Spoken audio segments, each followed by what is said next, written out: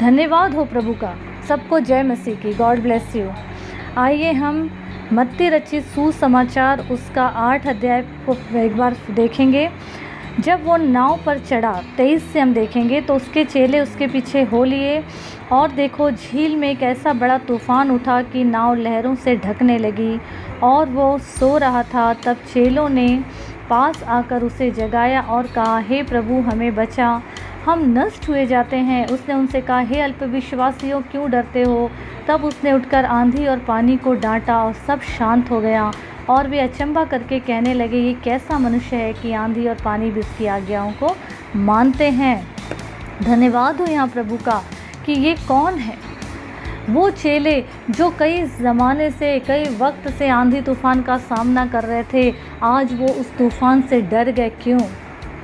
उसके बावजूद कि प्रभु यीशु मसीह उस नाव में प्रेजेंट हैं। वो कई वक्त से प्रभु के साथ घूम रहे, देख रहे कि प्रभु कैसे कैसे कार्य को कर रहे हैं, कैसे कैसे चमत्कार को कर रहे हैं, लेकिन उसके बावजूद भी उनका आत्मा वहाँ पे डर गया। वो उनका विश्वास की घटी हो गई। वहाँ पे उनको मौत नज़र आने लगा सामने। लेकिन क्या हुआ? तब चेलों ने पास आकर उसको जगा के क्या कहा कि अरे हे प्रभु हमें बचा, हम नष्ट हुए जा रहे हैं। उस समय प्रभु यीशु मसीह ने कहा, हे अल्पविश्वासियों तुम क्यों डरते हो। क्यों कहा उन्होंने ये शब्द मालूम? इसलिए कहा उन्होंने कि उनको ये विश्वास नहीं हो पा रहा था कि मैं इनके साथ होने के बावजूद भी ये लोग विश्वास नहीं कर रहे। ऐसे ऐसे कार्य मैंने इनके साथ रहते हुए किया, लेकिन फिर भी इनका विश्वास डोल रहा है। इनके ये भी विश्वास नहीं कि अरे प्रभु यीशु हमारे साथ है, हमें कुछ नहीं होगा। लेकिन उसके बाद भी ये डर गए और जल्दी से जाके बोल रहे कि तू सो रहा है और हम नष्ट हो रहे हैं। तब यीशु मसीह ने तो उठकर उस समय डांट दिया आंधी पानी को और उसने उसकी आज्ञाओं को मानकर थम गई, शांत हो गई। लेकिन वहाँ एक शब्द प्रभु यीशु मसीह ने क्या कहा? हे अल्पविश्वासियों। क्यों कहा? क्योंकि वो ये चाह रहे थे उस जगह कि इतना वक्त ये मेरे साथ थे, परफेक्ट हो चुके होंगे। वो चाह रहे थे कि वो आंधी तूफान को ये चेले डांटे, मैं इनके साथ हूँ। यही कह देते अगर चेले कि जो नाव में सो रहा है उसके नाम से थम जा, उस यीशु के नाम से थम जा, और आंधी तूफान थम जाते। लेकिन उसके बावजूद भी वो डर के मारे, डर डर के और घबरा के यीशु मसीह के पास गए और क्या बोलने लगे कि हम नाश हुए जा रहे हैं। उनको ये भी उन्होंने सोच लिया कि हम मरने वाले हैं। वो चरवाहा जो प्रभु यीशु मसीह है, वो रास्ता दिखाने वाला, दुख से बचाने वाला, हर मुश्किलात से बचाने वाला, वो साथ में है। उसके बाद भी ये लोग डर गए। कितनी दुख की बात है। आज एक एक लोग इस घटना से, आज एक एक लोगों को ये सीखना चाहिए कि प्रभु यीशु मसीह हमारे जीवन में है तो हमें कैसी ज़िंदगी को जीना चाहिए। प्रिय, हर पल उसकी उपस्थिति में जीना है। अगर प्रभु यीशु मसीह के साथ हमको एक रिश्ते को मजबूत बनाना है तो हमको उसकी आज्ञा अनुसार, उसके चाल चलन को अपने जीवन में लाना पड़ेगा, उसकी आज्ञाओं को मानना पड़ेगा। आज इंसान क्या बोलता है कि मैं प्रभु से प्रेम करता हूँ या करती हूँ, लेकिन वही संसारिक बातें, वही शारीरिक बातें जीवन में रहती है जो दूर नहीं होती, और बोलते हैं कि हम प्रभु से प्रेम करते हैं। ये कैसा प्रेम है जो हम प्रभु से कर रहे हैं? हमारा लक्ष्य क्या है? परमेश्वर ने किस योजना से हमको इस पृथ्वी में रखा है? क्या हमने कभी ये सोचा है? परमेश्वर का धन्यवाद हो हर बात के लिए। इस समय पूरे संसार में अशांति है। ये युग जो चल रहा है सिर्फ अशांति और क्लेश, बीमारियां, महामारियां, आतंक, यही सब है, चल रहा है। सब इंसान एक डर में अपनी ज़िंदगी को काट रहे हैं। सब ये सोच रहे हैं, नेता हो, मंत्री हो, सबका क्या प्रयास है कि ये सारी बातों में कैसे हम इससे छुटकारा को पाएं। सब कोशिश में लगे हैं। परंतु हमको परमेश्वर के वचन से हमको सीखना है कि हम कैसी चाल चलें, कैसी चाल चलें। सबसे पहली बात, वचन हमसे कहता है कि अवसर को हमको बहुमूल्य समझना है, क्योंकि दिन बुरे हैं, दिन बुरे हैं। फिर भी हम जीवन को काट रहे हैं। अरे जैसा चल रहा है चलने दो। बाइबल में उत्पत्ति से लेके प्रकाशित वाक्य तक परमेश्वर ने, यीशु ने, व्यक्तियों ने, सारे परिवार को, समाज को, हर एक देश के लोगों को, हर एक को बचाने के लिए एक उपाय और अवसर दिया है। आदि से लेके आज तक परमेश्वर ने नूह के समय जल प्रलय बहाए, जल को बहाया, 40 दिन 40 रात पानी को बरसाए, और उस समय भी दुनिया नष्ट हुई। लेकिन परमेश्वर पछताए। उस समय नूह के समय में एक टाइम था कि इतने टाइम तक परमेश्वर ने समय दिया है, उसके बाद दुनिया ख़त्म। लेकिन आज के समय में परमेश्वर ने हमको वक्त दिया है मन फिराने का, परमेश्वर पे विश्वास को मजबूत करने का।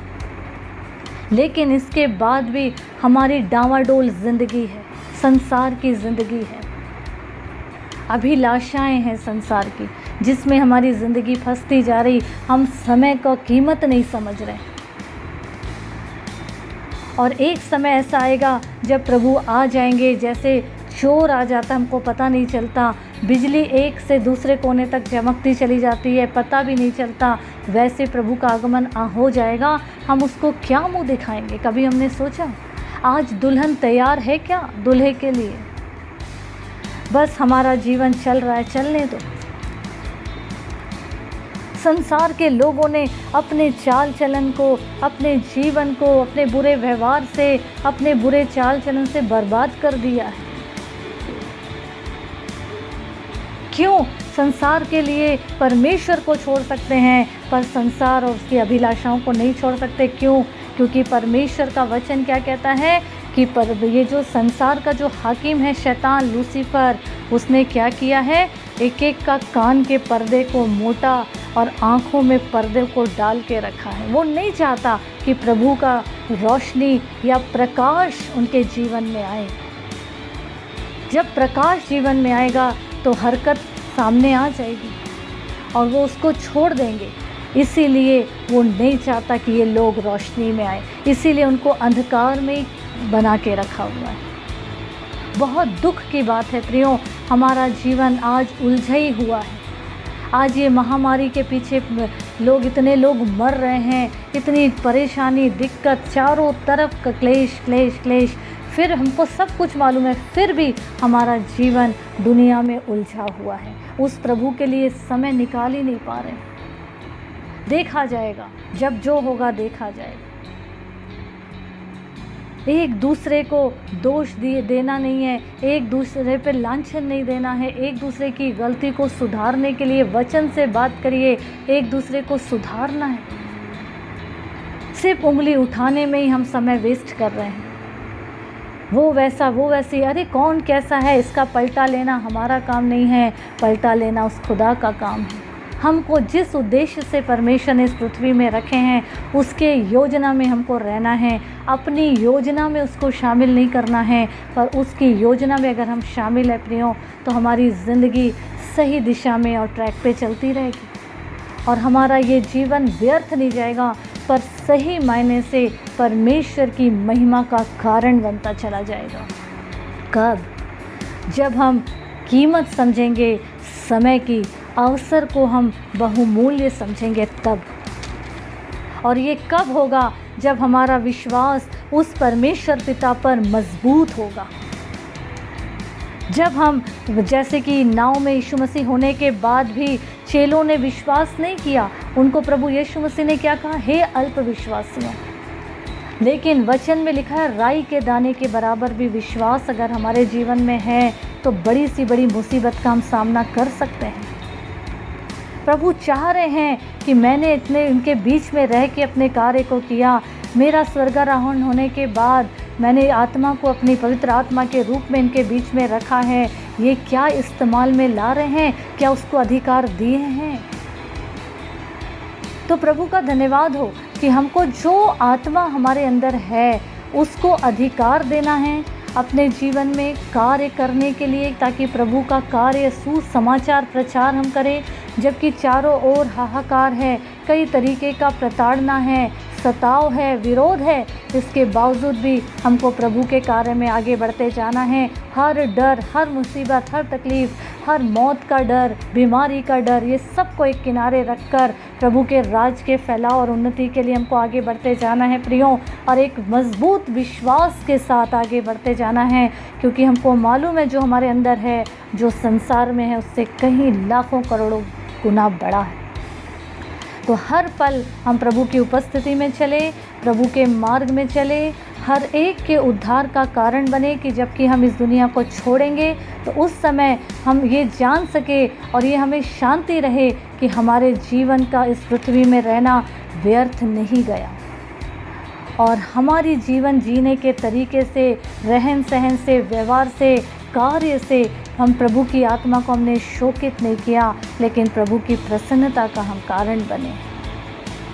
तो सब बातों में प्रभु को महिमा मिले, हर बात में प्रभु को महिमा देते हुए और उसके राज की फैलाव के लिए, उन्नति के लिए हर क्षण हम आगे बढ़ते जाएं और शैतान की हर चालों को रौंदते हुए परमेश्वर के राज के हम अधिकारी होने के लिए प्रभु के कार्य को बढ़ाते जाएं। प्रभु इस वचन के इस पढ़े सुने जाने पर हम सबके जीवन को आशीष दे। आमीन आमीन।